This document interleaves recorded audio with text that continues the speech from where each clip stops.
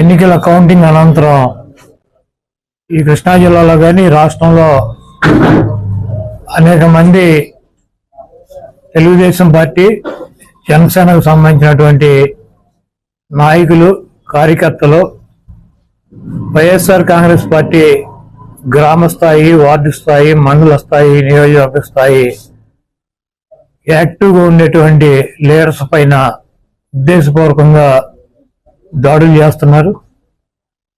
అదేవిధంగా వాళ్ళ ఇళ్ళకెళ్ళి ఇళ్ళు పగలు కొడతాం, కార్లు పగలు కొడతాం, అర్ధరాత్రులు వెళ్ళి వైఎస్ఆర్ కాంగ్రెస్ పార్టీ శ్రేణుల్ని భయపెట్టాలి, ఈ వైఎస్ఆర్ కాంగ్రెస్ పార్టీని నిస్తేజం చేయాలని చెప్పి పెద్ద ఎత్తున ప్రయత్నాలు చేస్తున్నారు. వాటిల్లో కొన్ని చోట్లయితే ఫిజికల్ గా వ్యక్తుల మీద దాడులు చేయటం, కాళ్ళు కొడతాం, చేతులు కొడతాం, తల్ల బాగలు కొడతాం. అదేవిధంగా ఈ గ్రామాల్లో కానీ ఇక్కడ కానీ మీరు ఉండకూడదని చెప్పి వార్నింగ్లు ఇవ్వటం అనేక రకాలుగా చేస్తున్నారు. వీటికి ప్రత్యక్ష సాక్షులు పోలీసులు దగ్గర ఉండి వాళ్ళు కొడతాంటే వీళ్ళు చూస్తూ నిలబడి ఎంజాయ్ చేస్తున్నారు.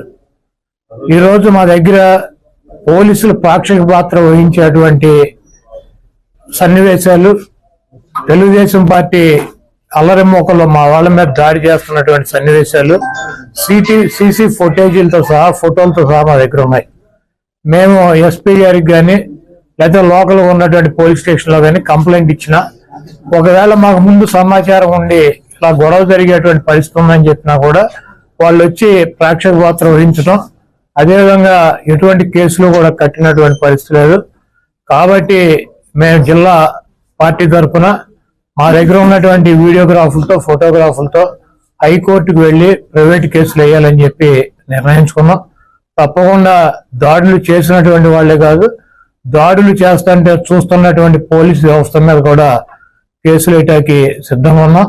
అదేవిధంగా వైఎస్ఆర్ కాంగ్రెస్ పార్టీ నాయకులకు కానీ, అదేవిధంగా కార్యకర్తలకు కానీ ఎటువంటి భయం, ఆందోళన చెందాల్సినటువంటి అవసరం లేదు.